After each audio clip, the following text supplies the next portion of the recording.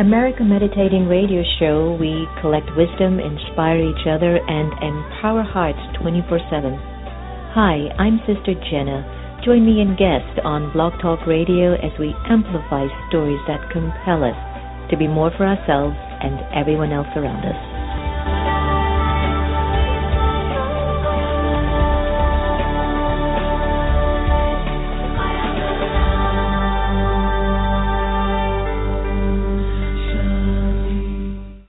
Hi, I'm Dr. Vin Verga, author of The Soul of All Living Creatures, and I listen to America Meditating Radio.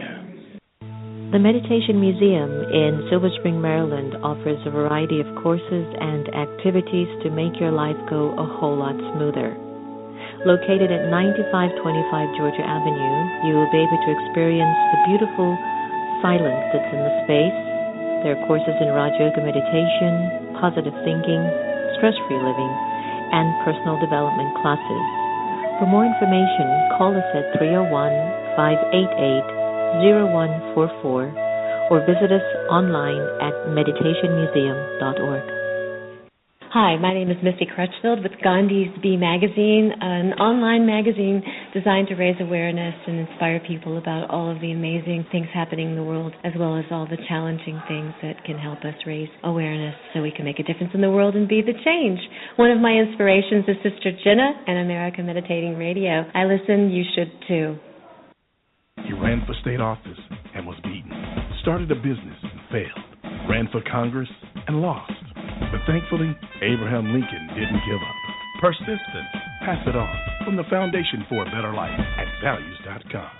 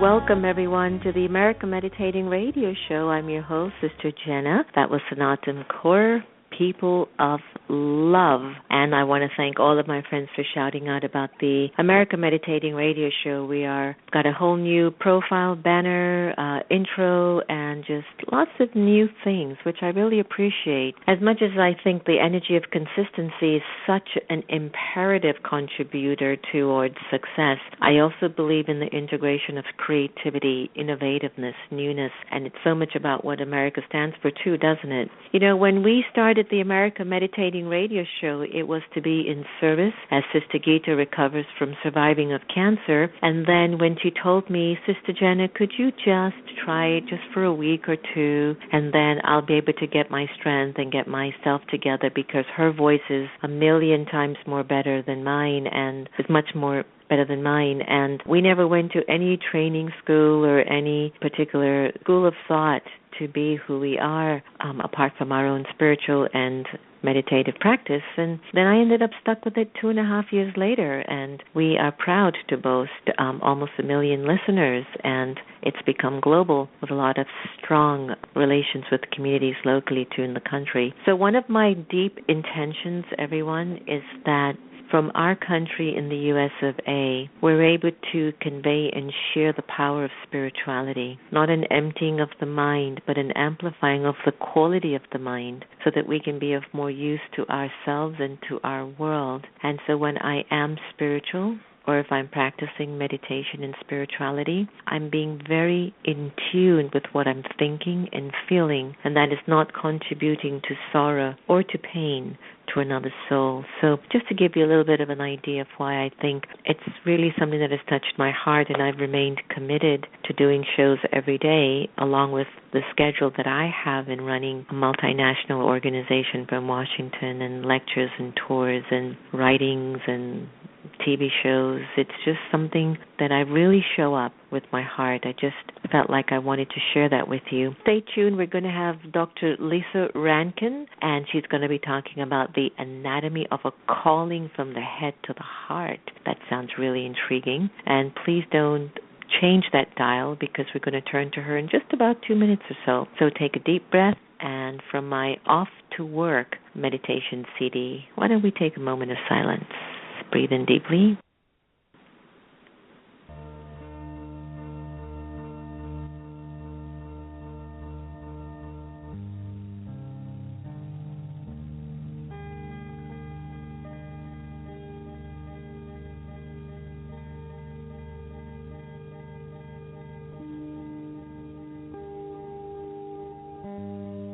Om Shanti.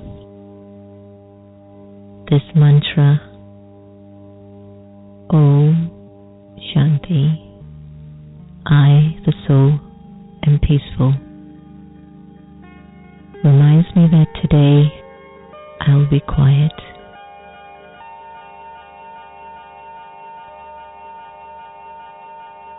Today I will spend the day as silent as possible. Silence isn't an absence of speech. It is an absence of waste and negative thoughts. So when I interact with everyone, I will come from a deep, pure place of silence. And with every step that I take, I will carry peace, power, and the love for silence.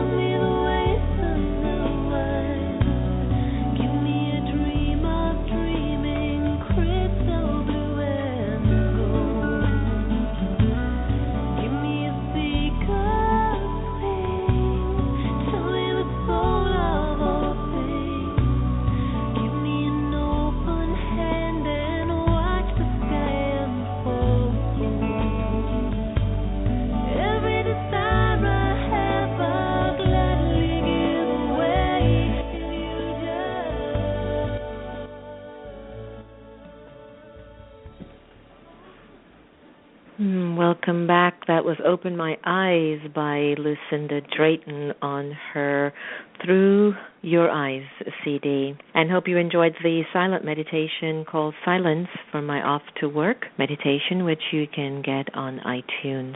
We now turn the lines to Dr. Lissa-Rankin. She's a physician, a New York Times bestselling author of Mind Over Medicine and The Fear Cure, speaker and founder of the Whole Health Medicine Institute, very passionate about what makes people optimally healthy and also what predisposes them to illness.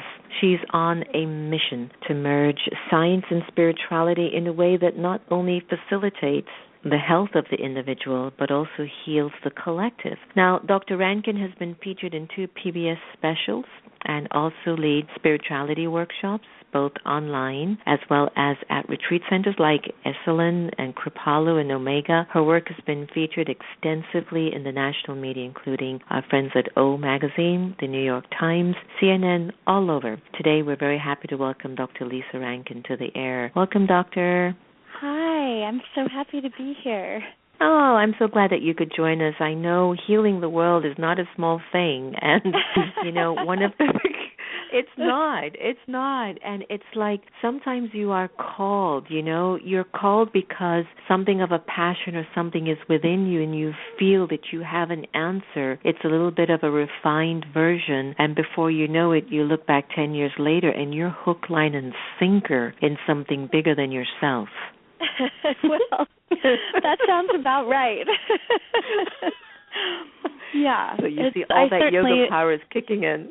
My goodness, right? I mean, yesterday actually marked the 10-year anniversary of the beginning of what I came to call my perfect storm, which I wrote about in my book, The Anatomy of a Calling. So I was just reflecting last night. I'm like, wow, if I had any idea what would happen over a 10-year period from this time of deep trauma. And if anybody had told me then, here's what's coming, I probably would have gone and hidden in a closet and said, no, thank you. I'm not signing up for that, Totally get that, Lisa. I know that you've been a very strong advocate for mind-body medicine, right? And it could be because of an event. It drove you to saying, no, there's got to be a cure. There's no way that I'm going to accept this is only that. And I believe that I have that same personality, Lisa, that I won't accept something as broken. There are only solutions.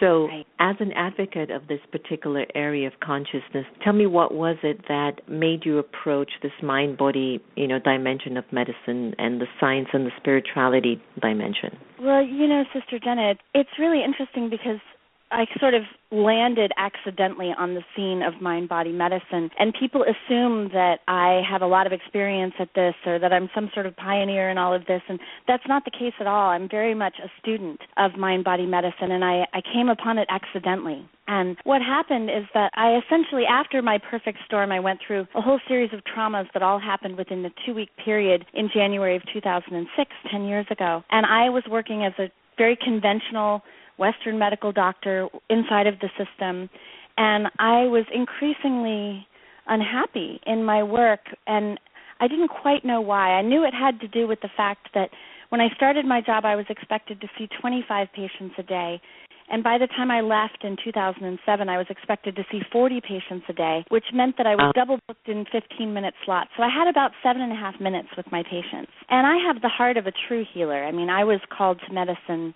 the way some are called to the priesthood, as very much of a spiritual mission when I was a little girl. And so I think there was a part of me that was just really feeling like I was selling my soul, like I was out of integrity with the truth of my beingness.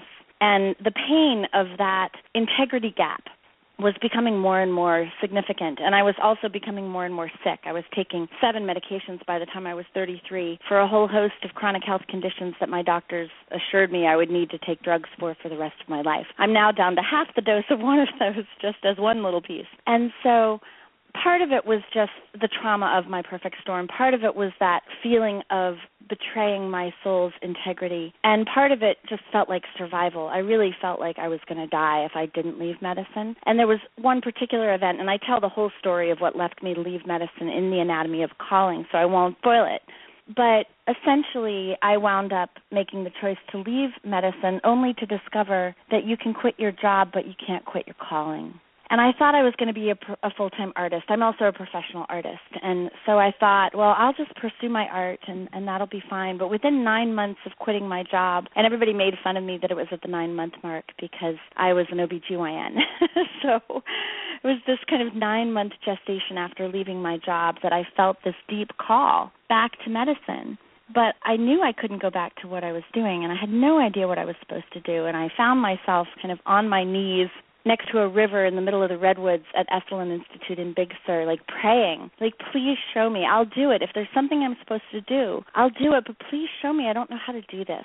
And I wound up taking a job at an integrative medicine practice in Mill Valley in the San Francisco Bay Area. And my patients there were so interesting. I mean, I took the job because they promised me that I could have a whole hour with my patients. And so I thought, this is perfect.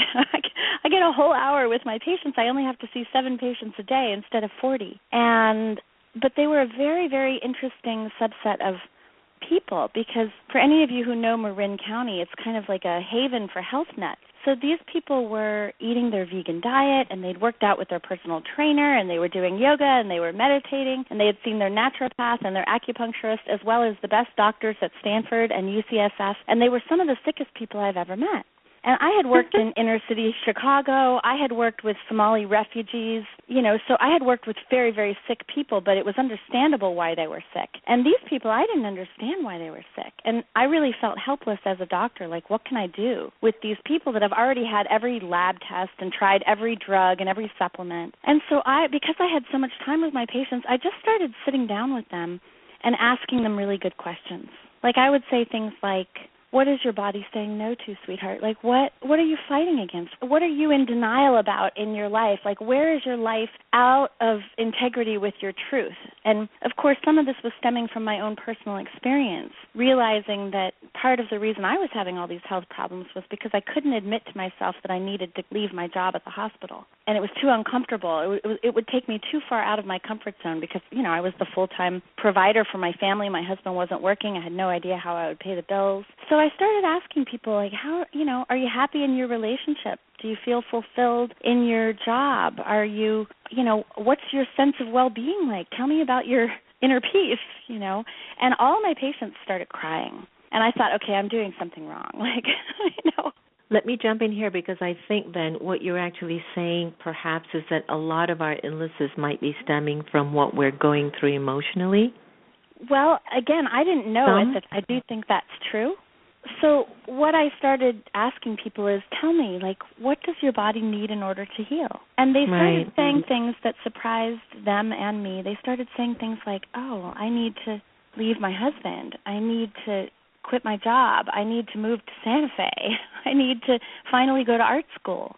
And then they would look at me with this, look of shock, but wait, I can't do that. And some of my patients started getting really brave, and they started actually following through on the prescription they had written for themselves. And some of these patients started having, what doctors call spontaneous remissions.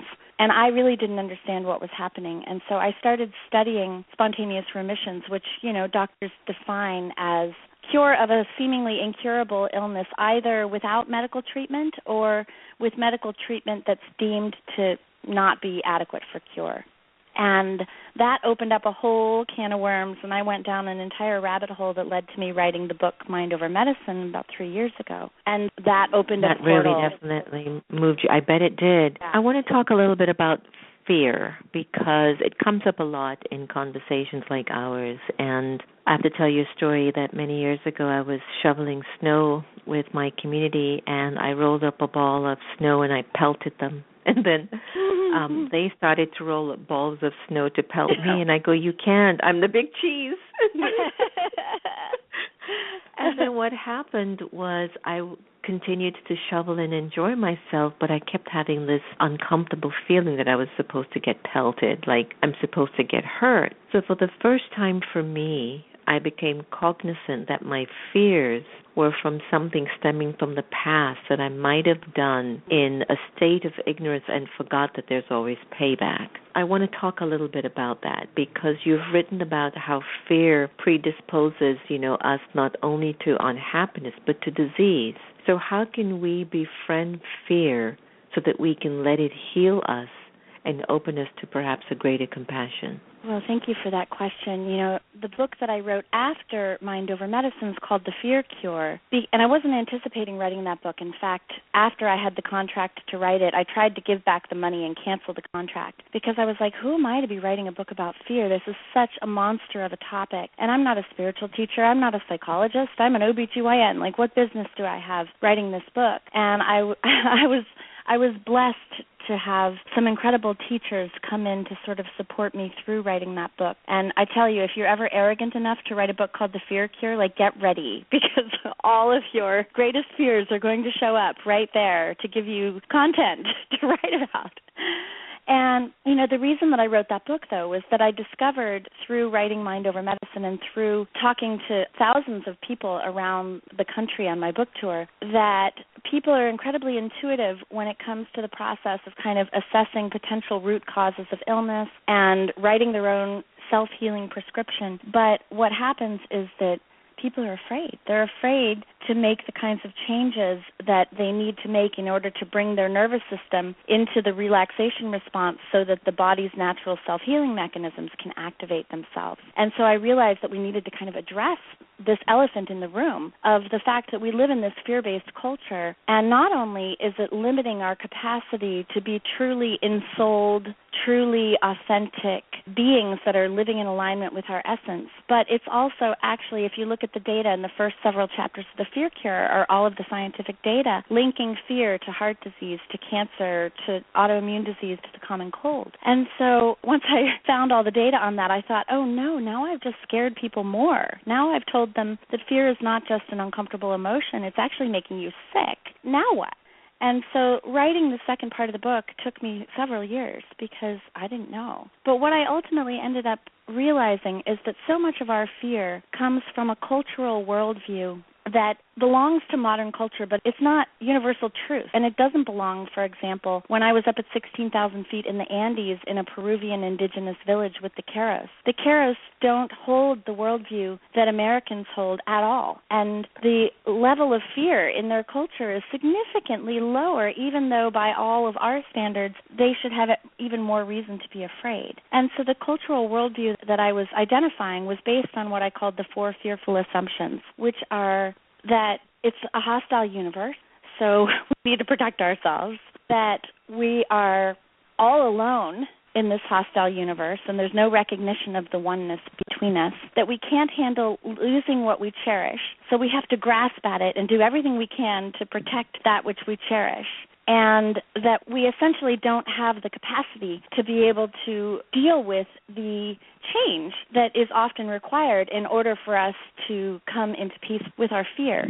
And so I wound up kind of reconfiguring, what would it take for us as individuals to be able to rewrite that worldview collectively in order to be more aligned with kind of the worldview of some of the cultures where, for example, the blue zones, where more than a greater percentage of people live to be over 100. And what I realized is that you can flip it around to what I called the 4 courage-cultivating truths, which is that uncertainty is the gateway to possibility, that loss is natural and can lead to growth, that it's a purposeful universe, and that we're all one. And coming into right relationship with uncertainty is essentially, that ultimately is what I think the fear cure is. And when I say the fear cure, it's kind of a misnomer because really it's not about curing fear. It's about letting fear cure you. Love that. Wow, that's powerful. That's a breather. Congratulations on the release of your new book, The Anatomy of a Calling, A Doctor's Journey from the Head to the Heart, and the prescription for finding your life's purpose. Give our listeners a sneak preview so we can run to Barnes & Noble. Is that still open? So we can run Barnes to the Noble? bookstores and pick up a copy. Yes, it is still open. So we can run and go get a copy. Yeah, exactly. Well, the sneak preview, goodness. Essentially The Anatomy of a Calling it's kind of a spiritual self-help book dressed up as a memoir. It's me and my story, but really it's about you and your story. And I use Joseph Campbell's hero's journey as a roadmap for anybody who is in the process of waking up to their calling. Because I think there is a certain, each of us has our individual unique soul signature that is here on this earth with a gift to give away. And part of our life purpose is discovering those gifts and giving them away. And yet it can be a very, adventurous journey, as I've discovered over the past 10 years. And so I use, essentially, the structure of the book is that each chapter starts with a piece of my story, and then it frames where I was in my own hero's journey at that point in the story, and then it turns it around into what you might learn if you're at that phase of the hero's journey. For example, what happens when you get the call to adventure and you're afraid to say yes to the call because it's too scary. That's the refusal of the call part of the hero's journey, and it's a known thing. And so each chapter ends with a hero's guidepost and a hero's practice about how to facilitate that part of the journey. What do you do when you've heard the call and you're afraid to say yes? Or what do you do when you're you're approaching the innermost cave? It's you and your darkness. It's you face to face with the shadow. Whether it's the shadow reflected externally in the face of something that's preventing you, something that's trying to get in the way of you fulfilling your calling, or whether it's an inner struggle where it's the light and the dark within you having its own battle. And so it's very practical. There's many tools and sort of a map to show when you're in the process of finding and fulfilling your calling what you can expect. And part of my intention with it is for it to be kind of a beacon of comfort, because it can be quite scary. It can be quite challenging and rocky to actually open yourself to spiritual guidance that will direct you where you're meant to go, and to let go of the ego's grasping at what it is that the ego wants, or resisting what the ego doesn't want, and really walking into that place of uncertainty that leads to so much of our fear. So I really wrote the book that I needed to read when I quit my job 10 years ago. Right. So now, how are you now? I mean, here you are 10 years later. Last night you were looking back at the journey, and you can't believe where it has taken you. How is Lissa-Rankin today, the soul? Oh, it's Lissa, by the way. My mother wanted to name me Lissa, and my grandmother wouldn't let her because of Dirty Lisa on her soap opera. So Lissa it is. Got it. How am I now? The more I learn, the less I know, and the more I am just open and curious to possibility. And as I have embarked upon this journey, more and more miraculous unfoldings have come about. And the Anatomy of a Calling is filled with magic stories. It's filled with mystical experiences that have unfolded as I've been willing to not know. And I can say it's actually brought me to a place where I feel much more. Which means I feel more joy, bliss, ecstasy, and I also feel more pain and loss. And I just lost 5 people that I love this fall, all within 6 weeks. So it was almost like a second perfect storm. And I'm really grateful for it, though, because it's also given me the capacity to discover that when you aren't resisting your experience, when you're not fighting life, my mantra this fall was resist nothing. When you're actually just willing to be in agreement with life, and to be with it and to feel everything that you feel without skipping it, that what you discover as you go all the way down into the sometimes negative emotions is you discover this unconditional love at the ground of being that is ever present. And so what I can say, that's one of the greatest things that I've discovered in the past 10 years is I am never alone. Uncertainty is not scary anymore. It's actually kind of exciting, because when I don't know what the future holds, anything could happen. Miracles could happen. Synchronicities that I can't explain, like magical mentors, can show up on my path. And even in the midst of 5 losses within 6 weeks, the miracles were right alongside the tragedies. And I guess that's the most beautiful part of my journey, is recognizing that I don't have to be in control of my life, and that I can surrender and make my life an offering to the divine, and trust that I will be shown that which I'm supposed to do in service to that which wants to be born through me. And that in and of itself has completely changed my life and brought a great peace, even a peace that is unshakable, whether life is outwardly blissful or painful. That inner solidity of being able to stay in the heart, even in the midst of the storm, it has become quite unshakable.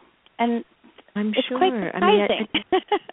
But I can hear it, because that's not easy, what you're saying in this conversation and what you have been through. And I love what you call it, the perfect storm. It's just not easy, and you just sound like you're so vibrant through it, like you have really used the tools that you have learned in this. And I want to congratulate you for that, because I think that's really powerful. A lot of us talk about what we're going to do when we're grappled with the perfect storm, but sometimes we forget the tools that we worked so hard in achieving through all those past difficulties. So congratulations on that. Lissa, I want to thank you for just your spirit, your energy, your vibrancy, and the fact that you acted on your calling. You acted on your calling. So before I let you go, leave us with a favorite life quote and a website that we can get a hold of you. And please come and visit me when you're in Washington and conduct one of your wonderful conversations so that folks can take charge of their lives and become better. Oh, thank you. Well, I'll start with my website and then leave you with the quote. My personal website is lissa-rankin.com. That's where I send out my blogs and my announcements about events and such. And the book's website is theanatomyofacalling.com. And there's a whole, I'm really proud of the free offering on that website. It's called the Fulfill Your Calling Kit, and it's a double meditation CD that I created with my musician friend Karen Drucker, as well as a whole PDF about finding and fulfilling your calling. So that's at theanatomyofacalling.com. And, I hadn't prepared a quote beforehand, but the one that just comes to the top of my head right now is a Joyce Carol Oates quote. And it says, "I don't understand why people make a fuss over me as a writer. I'm just the garden hose water sprays through." I think when it's not just about writing. I think when we make the intentional choice to let ourselves be a garden hose that water sprays through, and when we do the practice that keeps the garden hose clean to allow that divine flow to use us as vessels of service, that in and of itself can open us to finding and fulfilling our calling in a way that can be pretty effortless. So I just encourage all of you who are listening, and I thank all of you who are listening, to allow yourself to be the garden hose that water sprays through. Gardening through, my dear Lissa. Thank you so very much, and all the very best for 2016. Thank you. You too. So life events can change us, and there's something that I took away from Lissa's conversation with me. And if you picked it up when you were hearing our conversation, she uses the tools that she's received. When you go through your perfect storms, that's not the time you throw them away. That's the time you really lean into them and use them. I hope you've enjoyed our conversation today. Please go and visit Lissa at lissa-rankin, rankin.com, and look out for her book, that really wonderful book called The Anatomy of a Calling, A Doctor's Journey from the Head to the Heart, and a prescription for finding your life's purpose. Remember, no one can take away your happiness unless you give them permission. And if you want to change the world, it might be a good idea to start to change yourself. So let's try to find a way to love each other the same. Take care, everyone. We're going to end with You by Lucinda.